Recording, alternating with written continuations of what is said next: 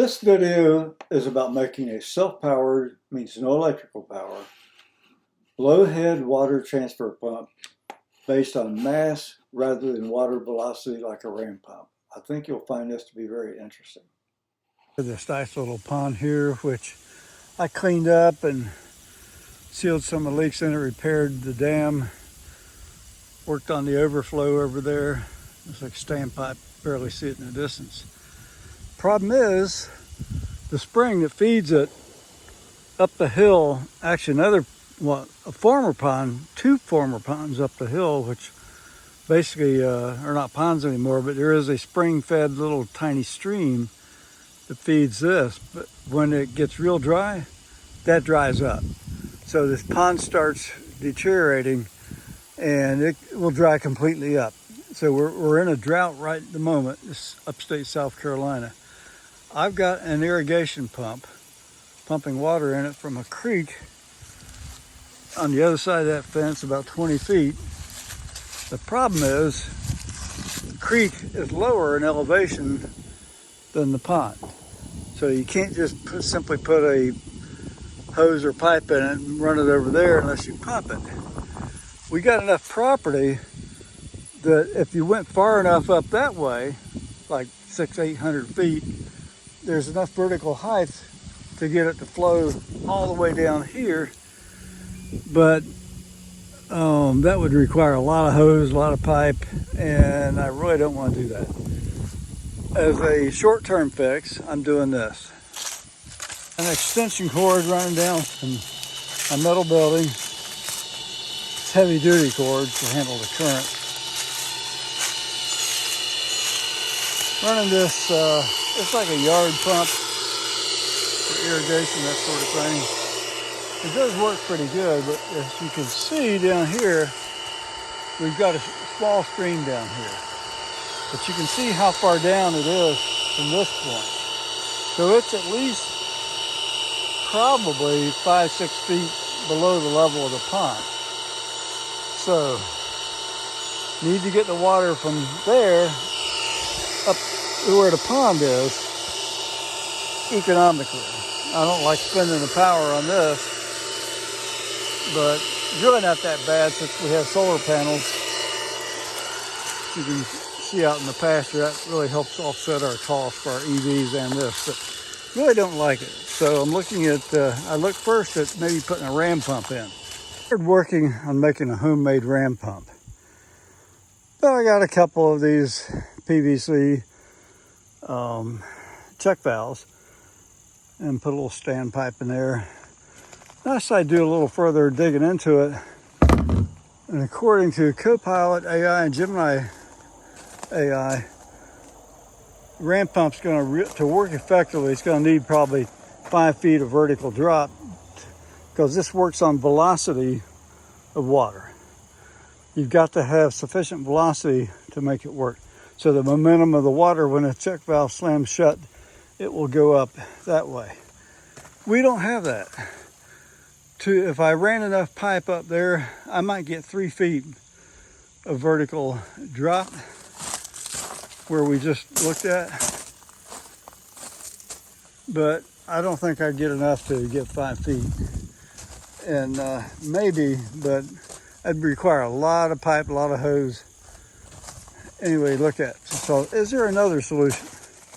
So I decided, why not, instead of using a ram pump, it requires water velocity, make a mass pump. In other words, use the mass of the water. So I could use a much lower head. So I built this thing. And we're going to try it out here in a little bit.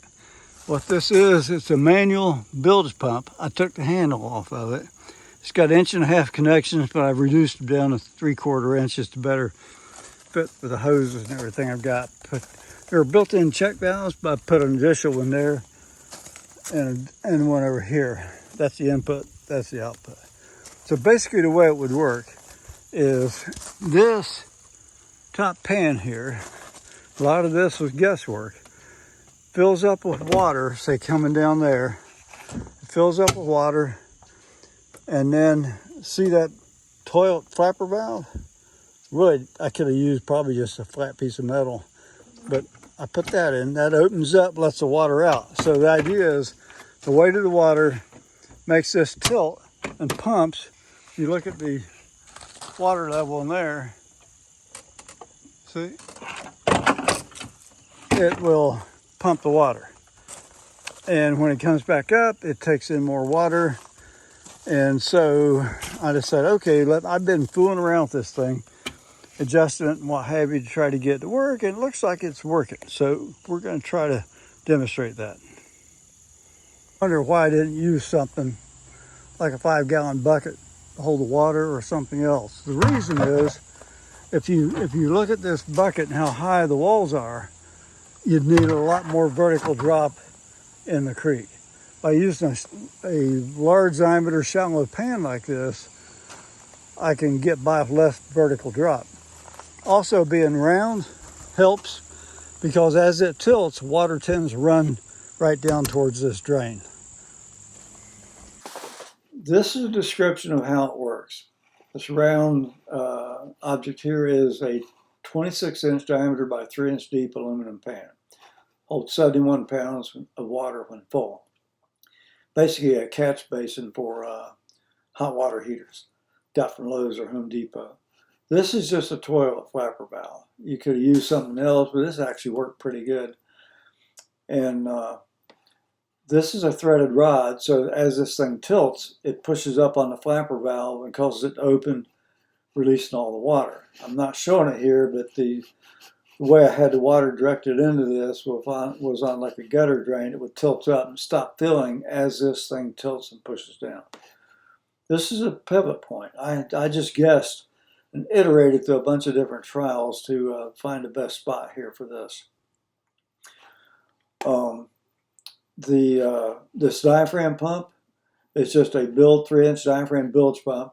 I'll put a link to it in the description. I got it off Amazon. Took the handle off and mounted it to a frame I built.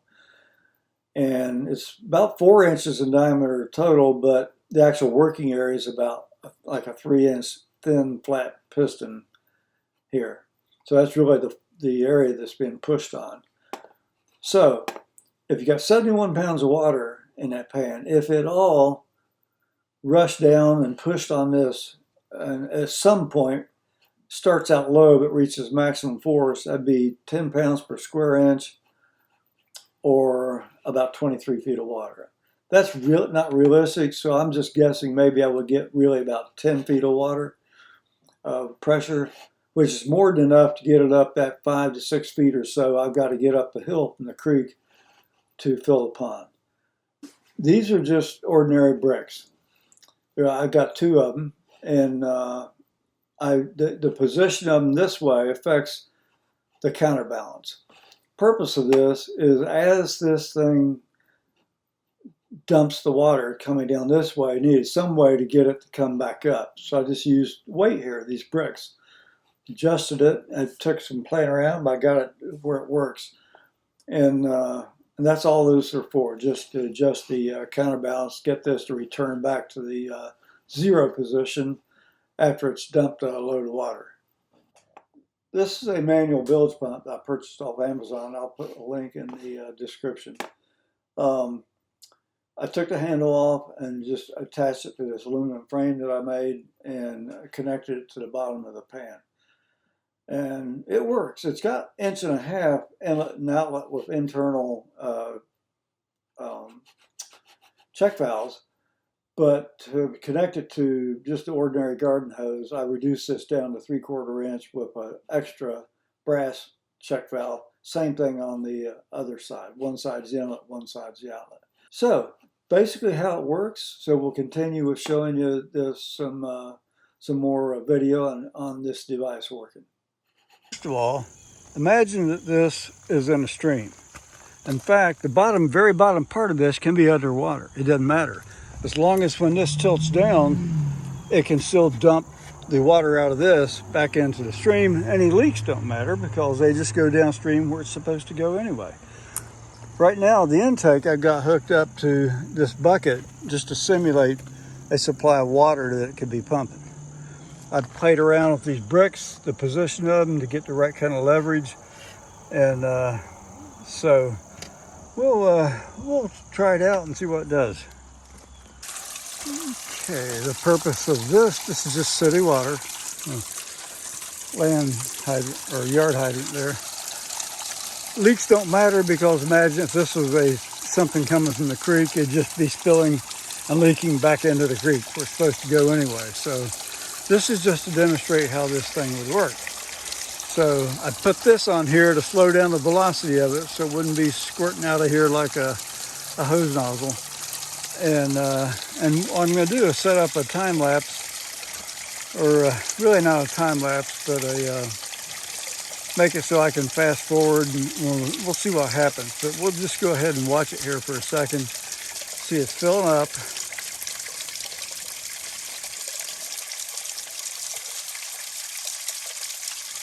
When the weight of the water in here surpasses the force necessary to push down on that bilge pump and force the water up there it goes.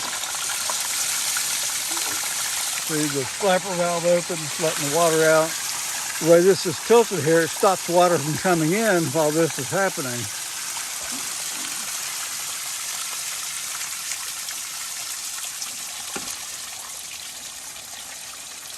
So I'm going to set the camera up, let it run for a while, and just to demonstrate how this thing could work.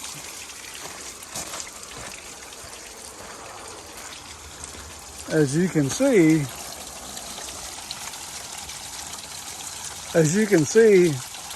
the vertical drop requires only here down to when this thing goes to its lowest level, maybe a foot at most.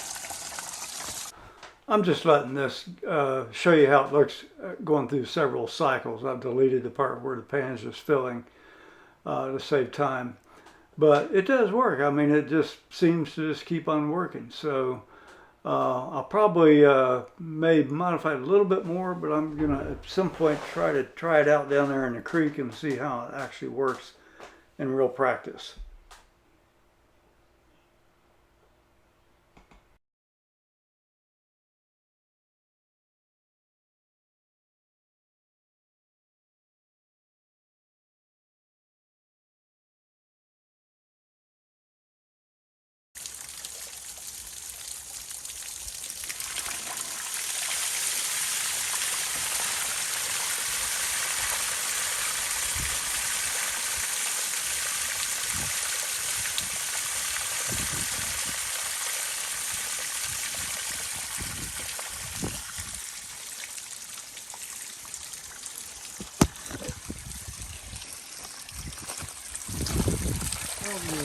Intake bucket the feed bucket is down several inches.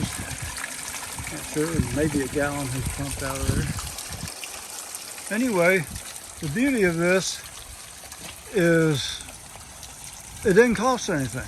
Once you've got it built, you can run it in the stream, and any leaks just go down the stream. I've got it all built out of stainless, aluminum, plastic, brass, things that are non-toxic. It's not going to pollute the stream. And no electrical power required. It just run. There's probably ways, I'm sure there are, making it more efficient and pump a larger volume of throughput. But just this purpose of this was to demonstrate the fact that this concept does work. Purpose of this is to experiment and prove out this concept. And at the most would only be used when the pond was dry and needed a little extra water from the creek. It's not intended to be a permanent installation in the creek. I hope you enjoyed this. If you did, please like the video and subscribe. I'd really appreciate it. And check out our links for our other videos. Thank you.